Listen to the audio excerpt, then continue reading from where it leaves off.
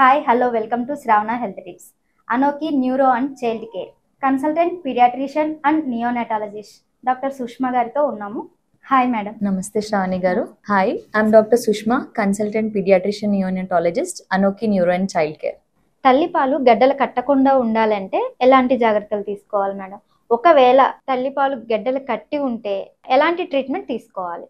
Okay Shravani గారు, తల్లిపాలు గడ్డలు కట్టడం అనేది కొందరు మదర్స్లో జరుగుతుంది. అది ఎందుకు జరుగుతుందంటే బేబీ పాలు ఫ్రీక్వెంట్గా తీసుకోకపోవడం వల్ల మెయిన్గా అంటే పాలు రొమ్ము లోపనే ఉండిపోయి అవి గడ్డలు కడుతుంది. బేబీకి ఫ్రీక్వెంట్గా పాలు ఇవ్వడం ఫస్ట్ మదర్ చేయాల్సిన పని.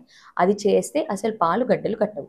లేదు ఏదైనా సిచ్యువేషన్స్లో పాలు గడ్డలు కడితే మదర్కి చాలా పెయిన్ ఉంటుంది అండ్ రొమ్మంతా రెడ్ అవ్వడం కానీ ఆ గడ్డలు అవ్వడం కానీ అవన్నీ జరుగుతాయి. తర్వాత తనకి చాలా ఫీవర్, జ్వరంగా ఉండడం, చలి రావడము, పాలు గడ్డలు కట్టి ఆ తర్వాత ఇన్ఫెక్షన్ అయ్యి దాని నుంచి చీము రావడం ఇవన్నీ జరుగుతాయి. దాన్ని క్లాట్ డక్ట్ కానీ లేకపోతే మాస్టైటిస్ అని కానీ అంటారు. ఇవన్నీ జరగకుండా ఏం చేయగలుగుతాము అంటే ఫ్రీక్వెంట్గా తల్లి బేబీకి పాలు ఇవ్వడం, లేదా పాలు ఇవ్వలేని సిచ్యువేషన్స్లో పాలను తీసి భద్రపరచచ్చు, లేదా వేరే శిశువుకి ఇవ్వడం, ఇవన్నీ చేయొచ్చు. లేదు పాలు గడ్డలు కట్టాయి, తల్లికి మాస్టైటిస్ కానీ ఈ క్లాక్ డక్ట్స్ కానీ ప్రాబ్లం వచ్చేసిందంటే తను ఫస్ట్ ఇంట్లో చేయాల్సింది పెయిన్ ఉన్నా సరే ఆ పాలను ఎక్స్ప్రెస్ చేసేయడం, మళ్ళీ ఇంకా గడ్డలు కట్టకుండా చూసుకోవడం.